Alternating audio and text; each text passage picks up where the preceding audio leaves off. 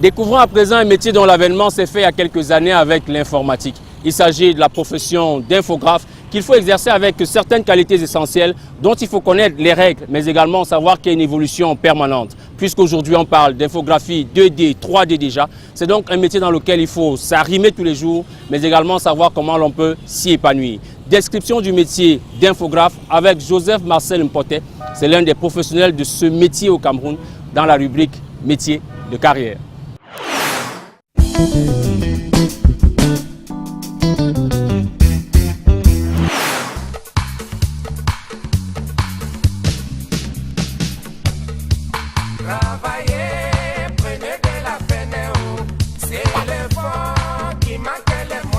Un infographe, c'est un concepteur graphique. Donc c'est quelqu'un qui, au travers d'un ordinateur, parvient à matérialiser une idée. Il entre dans la tête du client ou alors d'une tierce personne et il essaye de concevoir quelque chose pour qu'on ait un rendu final. Lorsqu'on parle d'infographie, ça veut dire qu'on part, ça veut dire que de la conception graphique jusqu'à la production. Mais ça veut dire que le champ est tellement vaste, on parle de la numérique. Nous avons aujourd'hui la numérique où on n'a plus besoin, ça veut dire que d'aller forcément à l'infographie, où on n'a pas besoin forcément de passer par un sérigraphe. On a des machines pour cela.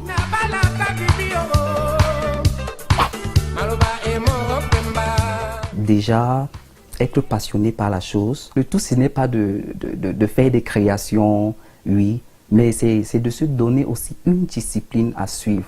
Être honnête, par exemple, se fixer des buts, des objectifs, oui, et être quelqu'un qui a un esprit, ça veut dire qu'un esprit ouvert, quelqu'un de cultivé. Lorsque je parle d'un infographe qui est cultivé, on a Internet par exemple, on essaye de voir les graphiques des autres pour savoir si on n'est pas en arrière ou alors on est à la marge. Parce que vous savez, à un moment donné, il y a des clients qui se lassent, ça veut dire de reprendre la même chose. C'est un peu genre, lorsqu'on voit vos travaux, on dit, ah ça, on sait que ça c'est la touche de Marcel. Donc, il faut innover et pour innover, on a par exemple Internet qui est là pour nous aider. On a Facebook qui nous aide à faire la promotion, ça veut dire que de nos travaux. Nous avons WhatsApp.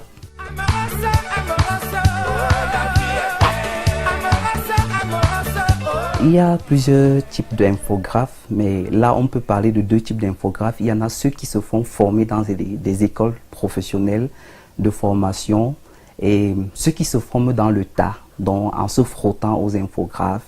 Ils ne sont pas là à l'école, mais ils ont vu comment ça se passait et puis ils se sont lancés. Et il y a aussi ceux qui ont le talent vraiment de la chose, ça veut dire que ce sont des artistes qui matérialisent juste leur art, leur génie créatif au travers d'un ordinateur.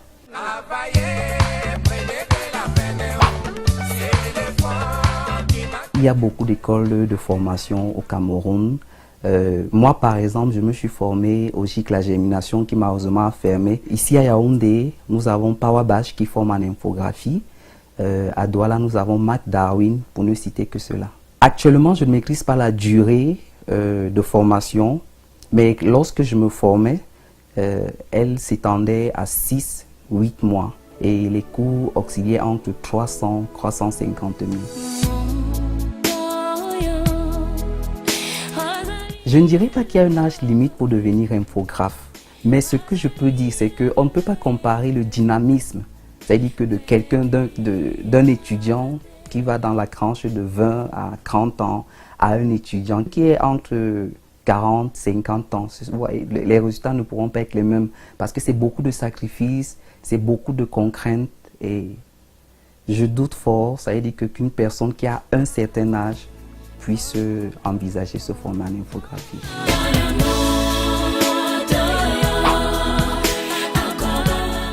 Au quotidien, on rencontre tout type de clients. Oui. Il y a des clients qui ne savent réellement pas ce qu'ils veulent. Il y a des clients qui savent ce qu'ils veulent mais qui n'arrivent pas à vous le clarifier. Il y a des clients qui n'aiment pas l'innovation. J'ai par exemple des clients qui veulent des cartes de visite classiques. Ça veut dire pas de couleur, en noir et blanc. Par contre, si vous les proposez à quelqu'un d'autre, il va dire, vous n'avez rien fait, j'aurais pu le faire dans Word ou dans Excel.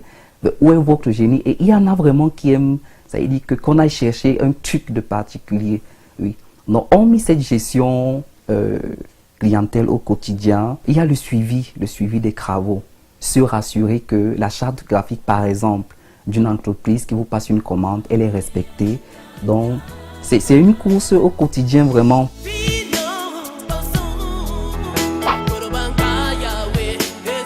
Comme tout métier, il y a des avantages à être infographe. Il y a par exemple le champ relationnel que vous développez. Et on dit quelque part que la plus grande richesse, ce sont les relations. Oui. Hormis cela aussi, je dirais que le technicien vit de son métier. Bon, quelque part, ça paye.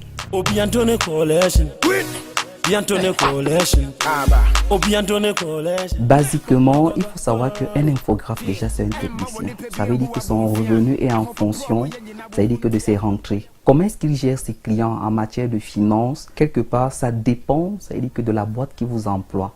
Est-ce que vous travaillez en freelance? Est-ce que vous êtes employé dans une boîte? Si moi, j'employais un infographe, je partirais sur la base de 80 à 120 000 francs le mois. En fonction aussi du rendement de la personne, parce qu'on est dans un système concurrentiel.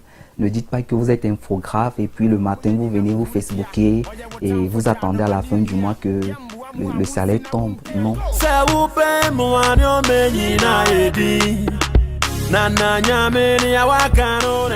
Parler de retraite d'un infographe, je ne pense vraiment pas. Mais si on parle de perspective, un infographe qui a de l'expertise peut devenir son propre patron demain.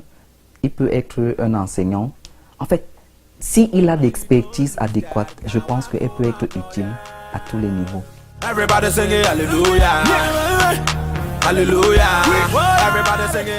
Je leur dirais tout premièrement d'aimer leur métier, d'aimer ce qu'ils font, d'être disciplinés, de se fixer des buts, des objectifs, parce que tous ceux qui ont marqué leur génération se sont démarqués par quelque chose.